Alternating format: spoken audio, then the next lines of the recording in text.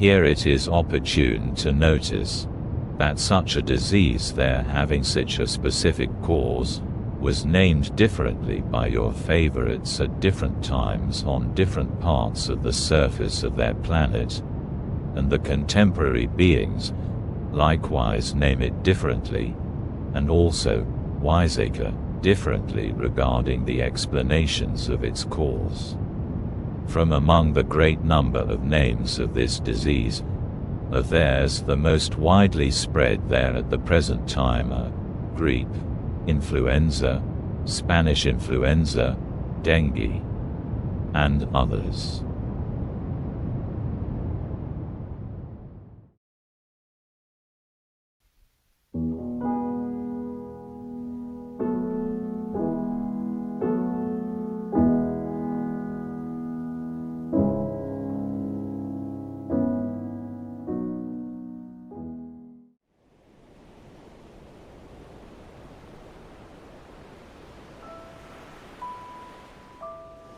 These are the ultimate atoms. They are the smallest units of entity that Theosophist Charles Ledbetter could perceive through clairvoyance to his utmost limit. Clairvoyant abilities are rare among humanity today, but they were commonplace for ancient initiates. In ancient Chinese creation myths, the two gods who survived the Great Flood, Nuwa and Fuxi, are depicted intertwined in a double helix. A double helix is also visible along the central axis of the heart-shaped ultimate atom.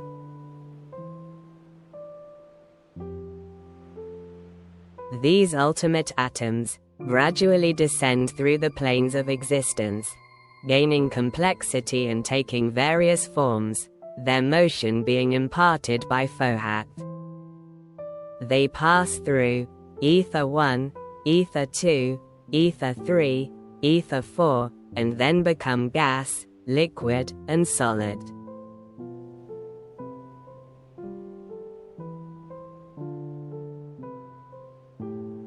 Ledbetter perceived the material states, the external forms of atoms. These solid forms are the crystallizations of the ultimate atoms by Fohat. And these crystalline forms may themselves be unique to Earth.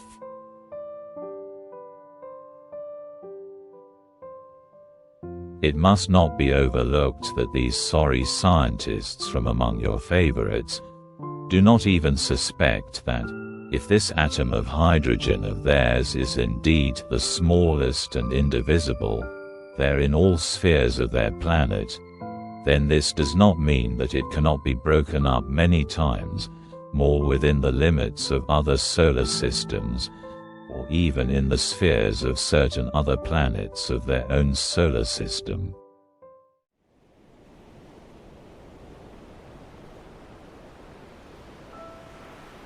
We would call hydrogen and oxygen in the pregenetic and even pre-geological ages, the spirit.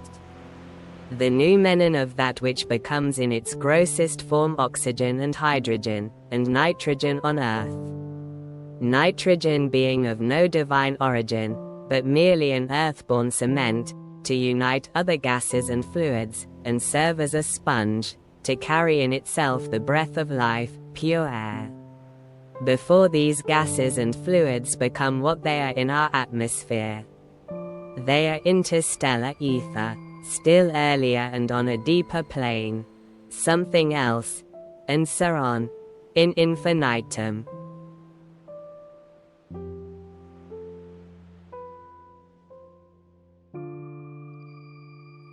Nitrogen is forever dragging the living to the spiritual principle. Therefore, in man, nitrogen is so essential to the life of the soul. For the soul itself is the mediator between the spirit and the mere principle of life.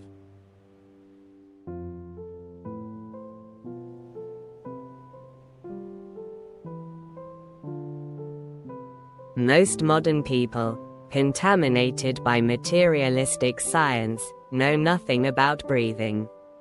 They believe that they merely inhale oxygen and exhale carbon dioxide, unaware of the significance of breathing nitrogen, which constitutes roughly 80% of the air. They remain ignorant even of the fact that ancient sages understood this. During the ancient Indian cultural period, after the sinking of Atlantis, the first civilization to emerge developed ascetic practices centered on breathing. This was not merely for health, longevity, or becoming physical superhumans, but rather a discipline to practice virtue, as the Buddha did.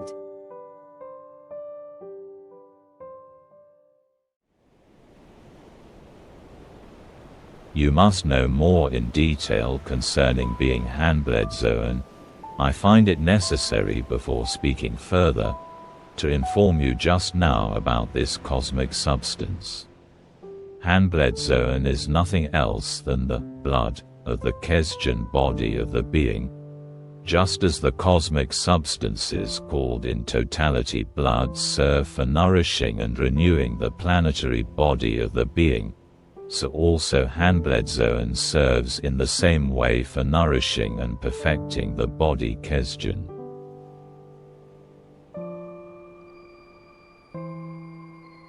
The Kesdjan body is called the astral body in Theosophy. It is also the vessel of the soul. The blood of the astral body is unique to each individual. Now, let us strive to understand the depth of Gurdjieff's words. What he spoke of must surely reveal the connection between the macrocosm and the microcosm.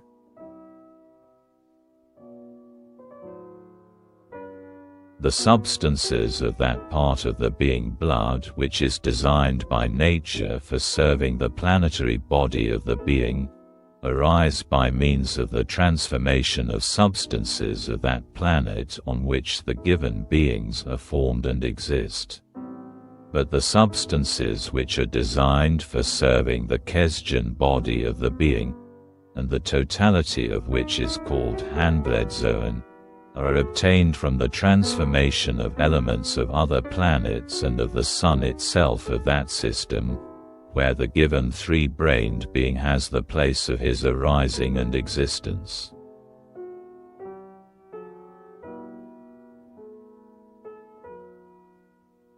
The substances needed both for coating and for perfecting the higher being body Kesdjan enter into the common presences through the, as they say, breathing, and through certain what are called pores of their skin. We do not merely breathe molecules in the atmosphere. We breathe cosmic substances, the astral or etheric substances transformed into conditions peculiar to the earth.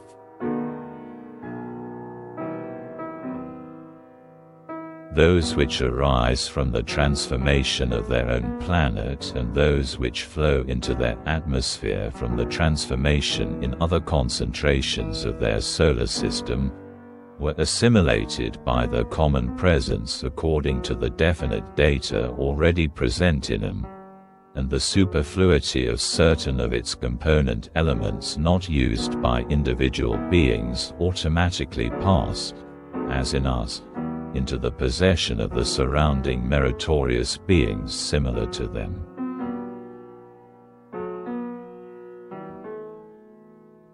It is likely that by the mid-Atlantis times, humans had attained the natural ability to accumulate merit. However, today, the post-Atlantis times are different. The scriptures state that religion, reuniting with the divine, requires effort.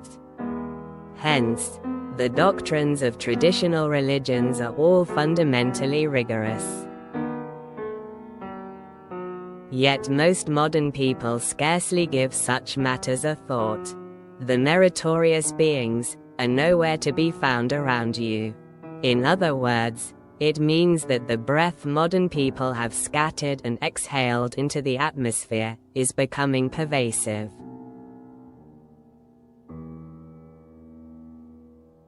But later when, as I have already said, most of them began to exist in a way unbecoming to three-brained beings, great nature ceased, owing to their abnormal being existence, to be assimilated either consciously or automatically for the purpose indicated. Then in consequence of this, and also because the afflux of these substances, transformed in other concentrations and getting into the atmospheres of the planets, continued all the time to flow into the atmosphere of your planet, the result was that on this ill-fated planet, among your unfortunate favorites, there arose still another definite disease, which has already become quite definite in its harmful action upon them.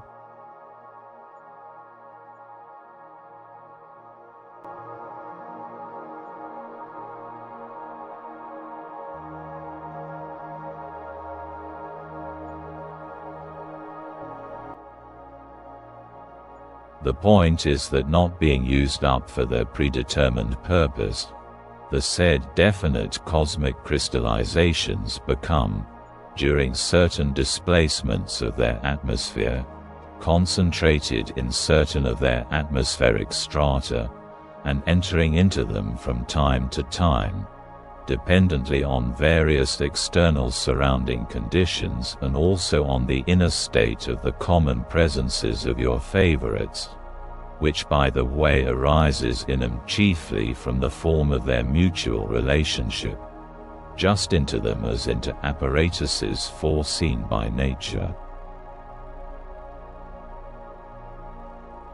They, that is these cosmic crystallizations, during their subsequent free completed evolutions or involutions for passing into other crystallizations proper to this planet and before completing their transformations, produce upon planetary bodies, thanks already to other accidental factors, that action by which such a mentioned specific disease newly arisen there is characterized.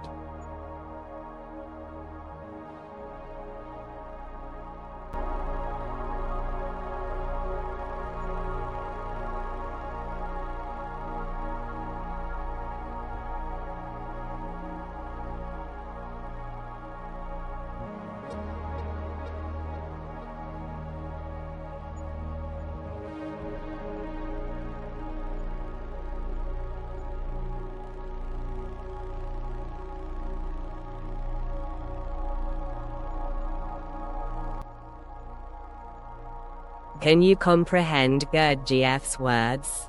The meaning of what he dismissed as other accidental factors.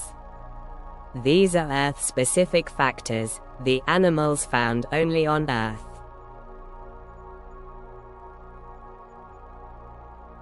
Within the bodies of these animals, forced to live in a world where nature has been eroded by the air already polluted by human activity, by the breath spewed forth by fools, the cosmic crystallizations that have already undergone some transformation into something Earth-specific continue to change.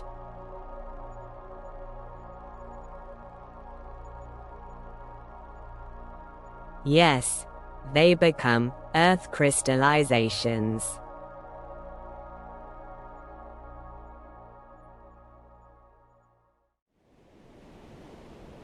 Birds and small animals harbor viruses within their bodies.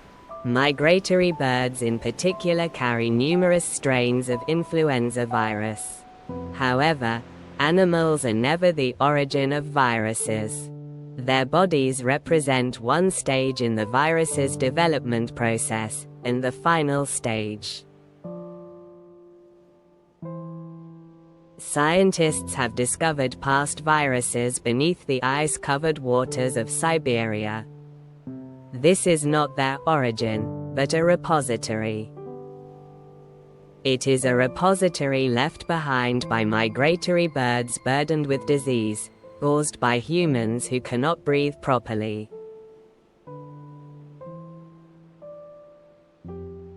The origin of viruses lies not in the fragile creatures of nature. Their origin must be sought in human respiration, and above all in the macrocosm.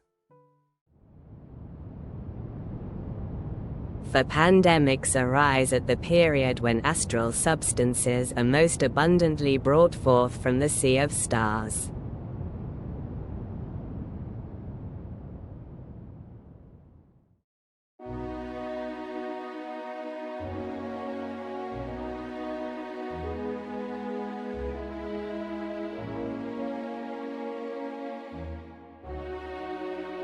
O mighty Atlas, who bears the sea of stars upon his steadfast shoulders.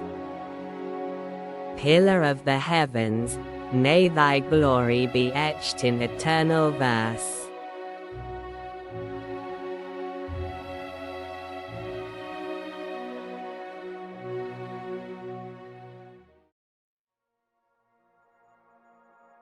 This is an annual graph of the ozone hole area.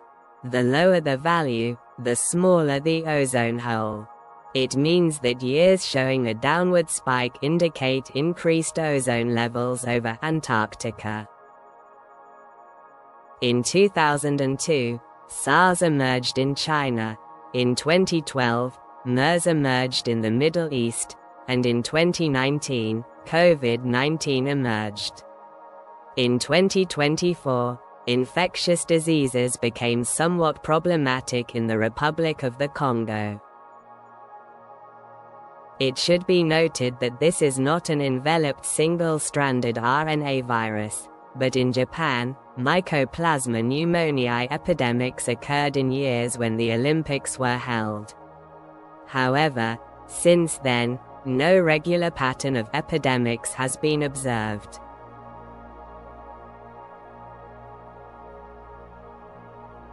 The direct cause of these increases in ozone levels is material arriving from space. In 2002, comet Akea-Zhang 153P made a close approach.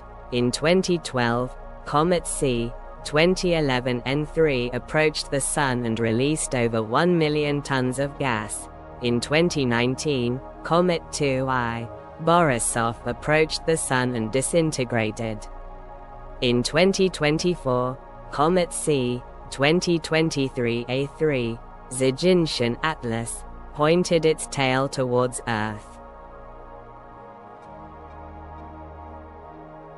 You must not assume that all comets merely display beautiful tails as they approach Earth. The situation changes depending on how much astral substance is absorbed into Earth's atmosphere. We must distinguish between comets flying on the inner planetary side and those flying on the outer planetary side. One scientist has published a correlation between sunspot numbers and infectious disease epidemics. However, it is highly abstract and largely ignored by other scientists. He makes no distinction between viruses and bacilli or bacteria, nor do they know whether flares, solar winds, or sun demons emitted from sunspots actually travel towards Earth. Unless we think more concretely, it will be meaningless.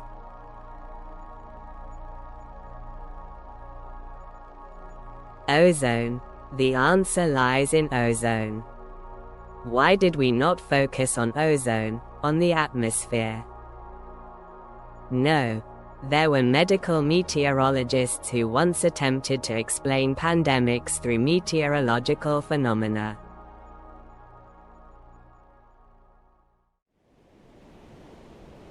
The Russian flu that robbed me of my body. Though it seems the actual cause was bovine coronavirus, when the first pandemic struck the industrialized world, there were indeed scientists who, unlike Pasteur, sought the cause not in particles called viruses, but in the atmosphere.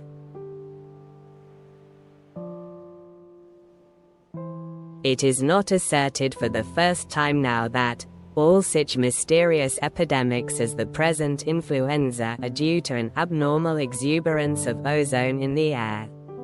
Several physicians and chemists of note have so far agreed with the occultists.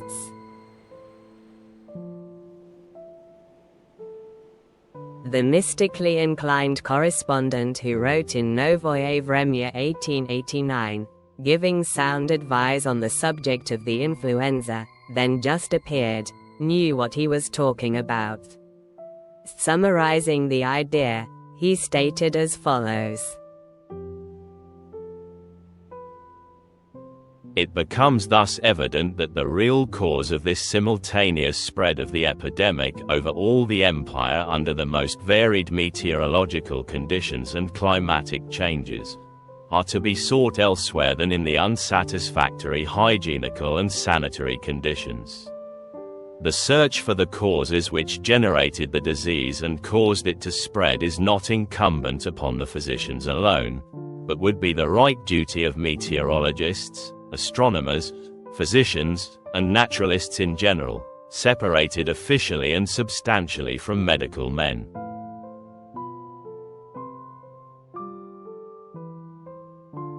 This raised a professional storm. The modest suggestion was tabooed and derided, and once more an Asiatic country, China, this time, was sacrificed as a scapegoat to the sin of Fohat and his two active progeny.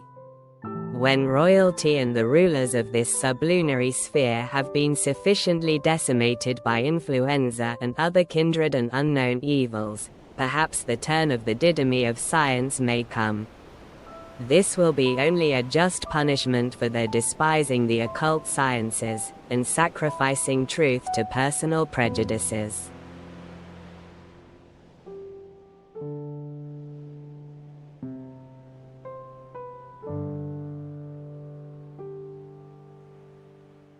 Since scientists peering through microscopes, led by Pasteur, developed the theory of viruses and actually discovered them, these viral particles became everything. Humanity ceased to think, paid no attention to the atmosphere, and stopped considering the connection between the macrocosm and the microcosm, or the reason for the existence of viruses. Humanity became even more materialistic.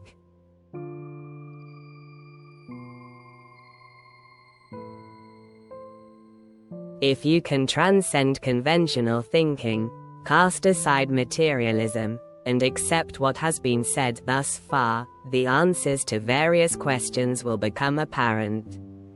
Why was coronavirus detected in Barcelona's sewage as early as March 2019, before the pandemic? Why might COVID-19 have been circulating before the outbreak in Wuhan? Why are there multiple experimental results showing no infectiousness detected in influenza patients? Modern science attributes these older experiments to the technical limitations of the time, but is the assumed incubation period truly valid for everyone? Why do flocks of wild birds suddenly die in droves one day? Why do livestock die en masse? Could it be that livestock became infected through wild bird droppings? Well, that might be the case, but we should pay closer attention to the sudden, drastic fluctuations in ozone levels.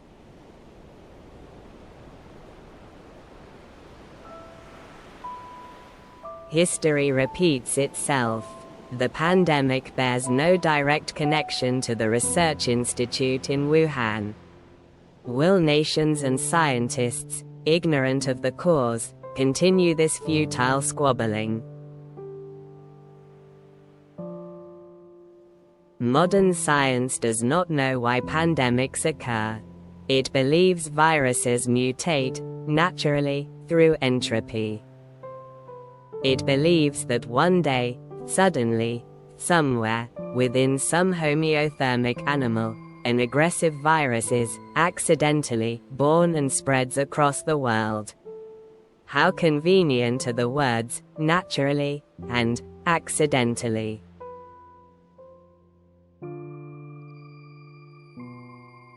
Let us examine the graph once more.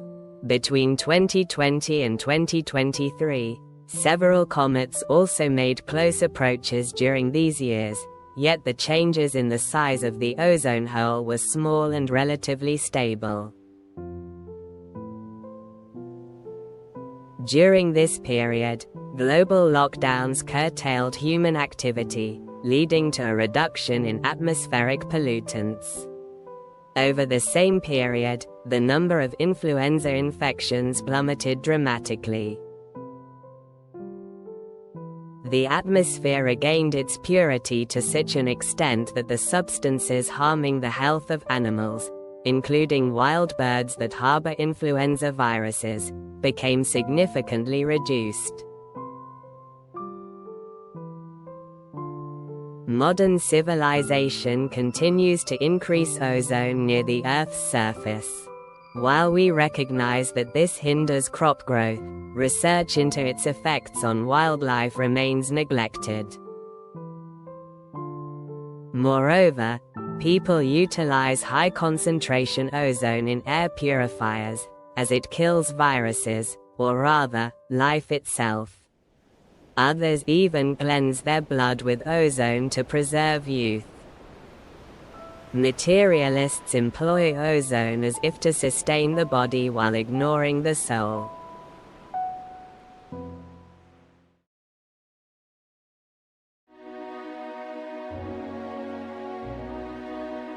Oh, Atlas! Those materialists who forgot you now speak blasphemies against heaven. Yet you still say you will protect us. What a merciful God you are.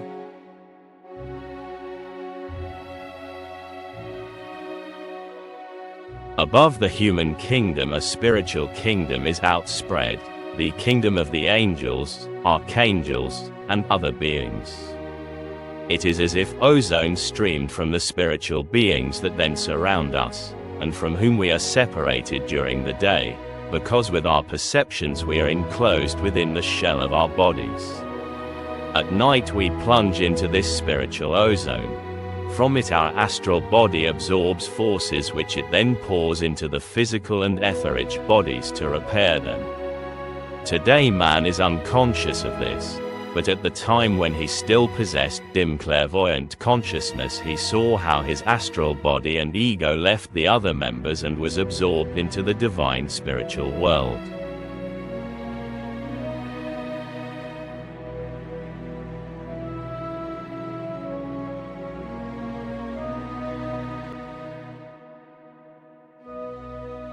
Occult science proposes the following hypothesis.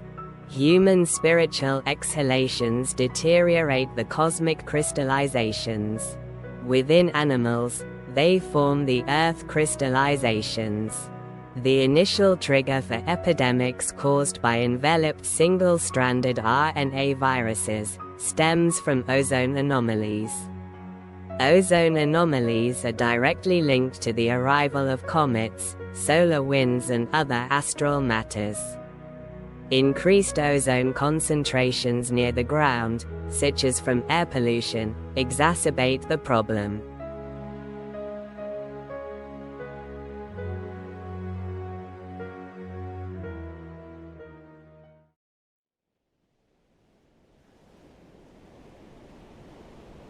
What do you think? Alpha, beta, gamma, omicron. What possible meaning could attaching names to them hold? How many more names do they intend to invent? Moreover, having heard all this, surely you can see how utterly ridiculous the foolish conspiracy theory, the virus doesn't exist theory, is, born as a reaction against totalitarian materialist science. We occultists perceive the spiritual within even the tiniest particle. As an aside, I should like to mention a scientist who ventured into occult science. Dr. Luc Montagnier, who discovered the AIDS virus and was awarded the Nobel Prize in Physiology and Medicine. His group recorded electromagnetic signals emitted from mycoplasma DNA. When these signals were applied to test tubes containing pure water under specific conditions, the test tubes emitted the same electromagnetic signals as the mycoplasma DNA. This suggests the possibility that DNA could be replicated by electromagnetic waves. This experiment likely suggests the existence of a material state descending from the etheric plane to the physical plane. Well, but conclusions ought not to be rushed, and I shall refrain from saying more on the matter. Given modern ethical standards, it would only be misused anyway. During the upheaval, the majority of humanity ignored Dr. Montagnier's warnings.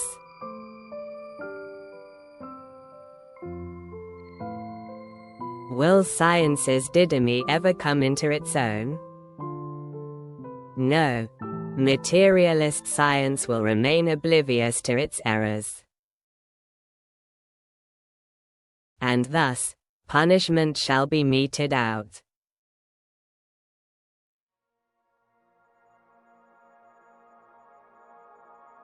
For as human beings we do not only inhale oxygen and nitrogen with the air, we also inhale these emanations of the bats. Modern people, however, are not interested in letting themselves be protected against these bat remains. Certainly it does not enter into the physical or etheric body, but it enters into the astral body.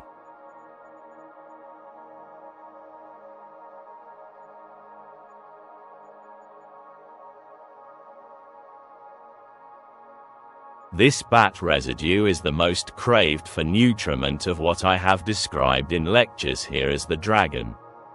But this bat residue must first be breathed into the human being. The dragon finds his surest foothold in human nature when man allows his instincts to be imbued with these emanations of the bats. There they seethe, and the dragon feeds on them and grows, in a spiritual sense, of course, gaining power over people, gaining power in the most manifold ways. This is something against which modern man must again protect himself, and the protection should come from what has been described here as the new form of Michael's fight with the dragon.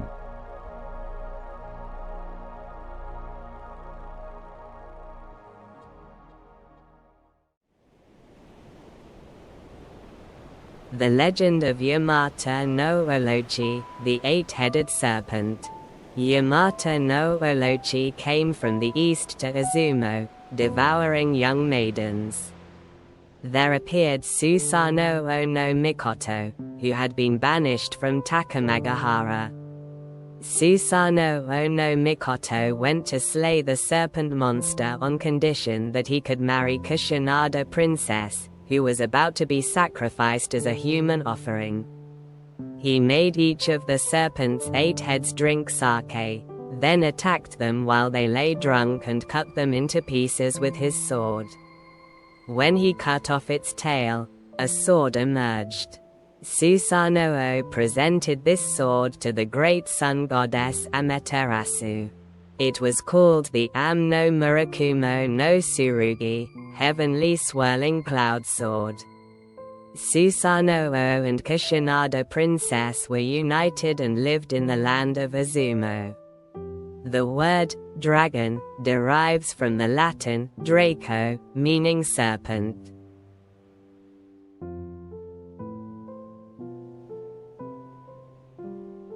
The Gion Festival of Kyoto. Famous for its procession of majestic floats through the city, the Gion Festival is an event said to have begun in the Heian period and was known as the Goryo-e until the Meiji era. The Goryo-e was a ceremony to appease the spirits of the dead and send them back from the human world. Originally, the location of Heian Kyoto was a basin with high humidity, making it prone to epidemics. People at the time believed epidemics were caused by vengeful spirits.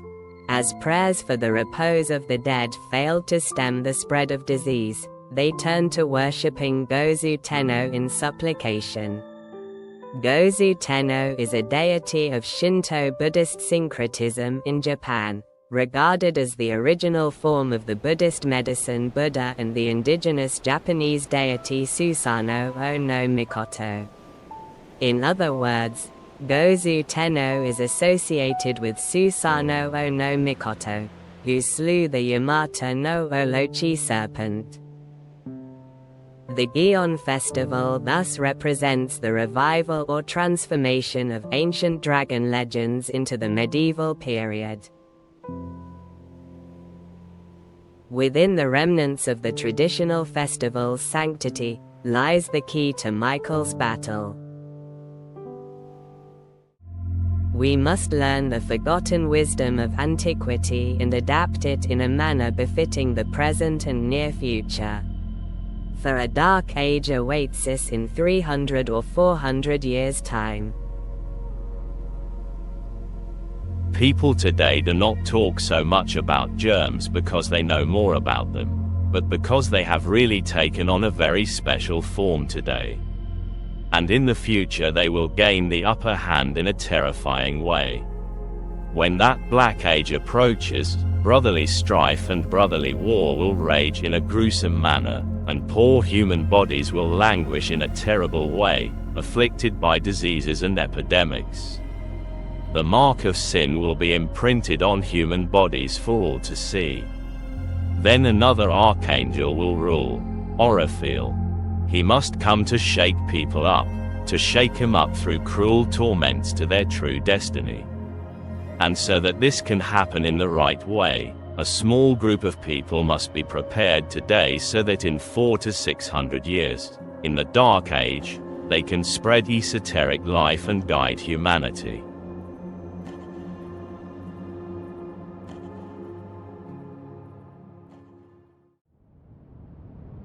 Swedenborg stated, "Numbers in the word signify things, and in angelic speech they represent states and qualities of love and wisdom." Such revelations were also conveyed through automatic writing in Japan near the end of the Second World War. The Sun and Moon Divine Revelations, Hitsuki Shinji, while I believe these were brought by the spirit of one who was once human, among the words translated into earthly language is the term Jaki, evil air or evil spirit. It warns that strange diseases will spring forth in heaven and on earth due to the evil air humans have scattered, and urges repentance.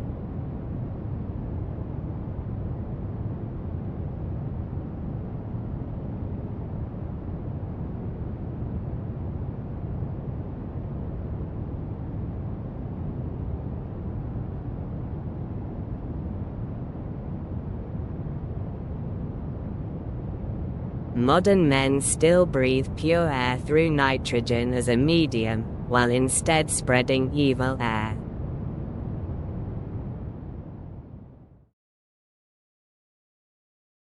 What on earth is happening to this civilization? What on earth are we doing?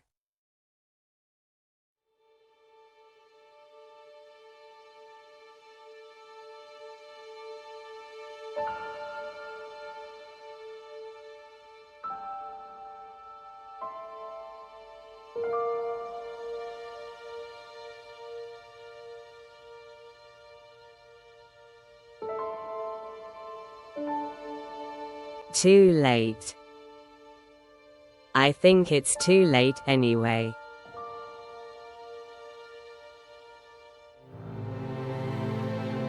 By the time I realized, it was already too late. Yet the end has not yet come. We still dwell in the age ruled by Archangel Michael. Archangel Michael, Angel of Universal Love, Dragon Buster. Michael will heal the ill-fated planet. Yet he is an archangel who makes this possible only through human action.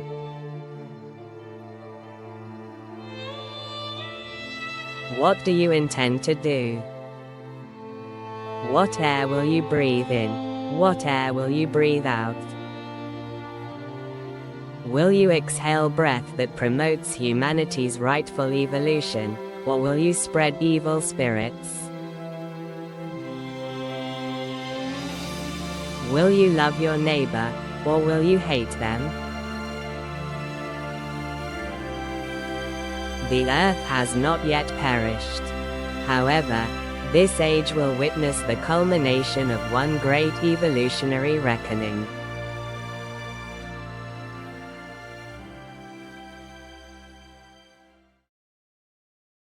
What do you intend to do?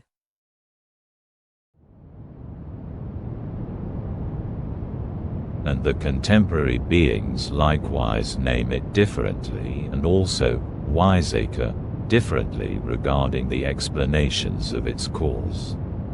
From among the great number of names of this disease of theirs, the most widely spread there at the present time are grippe, influenza, Spanish influenza, dengue, and coronaviruses.